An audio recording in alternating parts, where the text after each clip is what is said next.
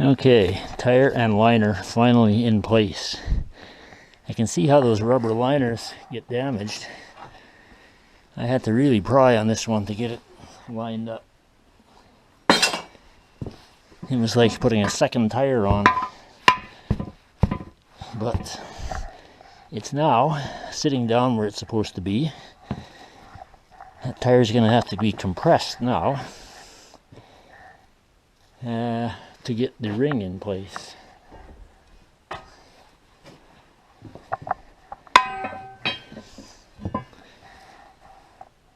So, I think I'm going to have to block up the center of that wheel to allow the tire to drop down far enough to work on it. Okay, got the wheel blocked up in the center. That allows the tire to drop all the way down,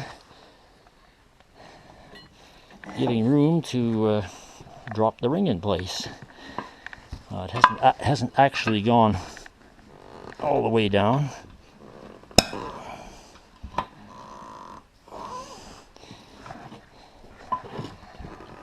Well, there's going to be some prying and a little bit of this. Never hurts.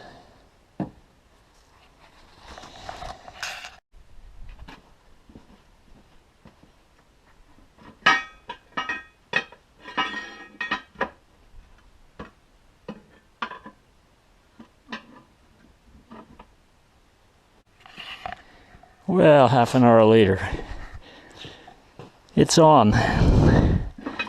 Loose fit once it's in place, but wow, is it tight to get on. Took a lot of prying and hammering,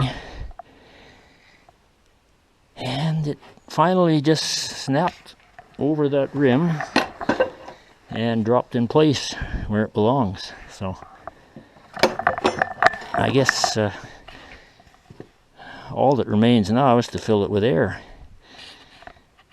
But being a little afraid of exploding lock rings from all the stories I've heard, I'm going to try an alternate method.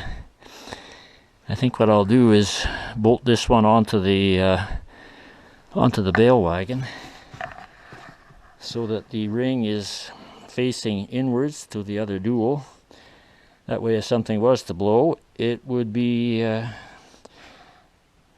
pretty much contained, I would hope. But I've never had one blow up yet. The ring is in good shape, as far as I can tell. Once the air pressure pushes that out, it locks against the ridge, so there's really nowhere for it to go. But we'll play it safe.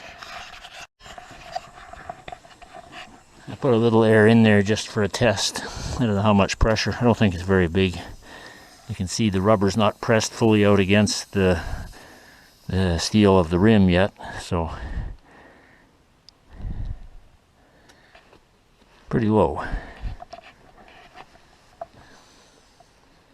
So let's look at the ring side. Oh, it's heavy.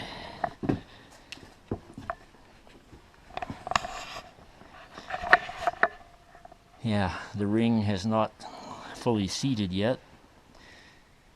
A little more air pressure will probably set that out, but I think, yeah, I would say it's probably close to zero pressure, but just enough to stretch the rubber out a little bit. I'll probably bolt it onto the wagon and go from there, but anyway, looks good. If there's any serious cracks, I guess they won't show up until I get heavy pressure in there. I usually run these around 60 or better. So far, so good.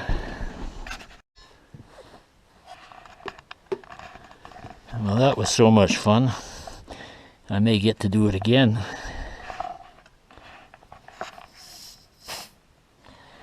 I got 20 pounds in there.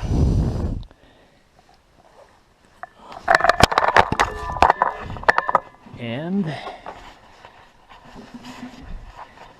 I don't like what I'm seeing here.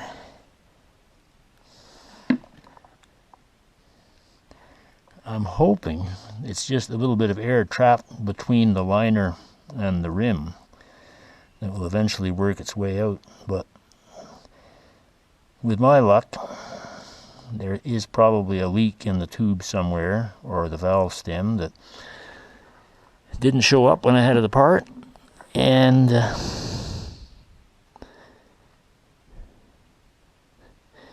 I don't know. I'll leave it under pressure here for a while and come back and see if it holds the pressure. If not, well, I get to do it all over again. Okay, 24 hours later on this tire, the moment of truth has arrived.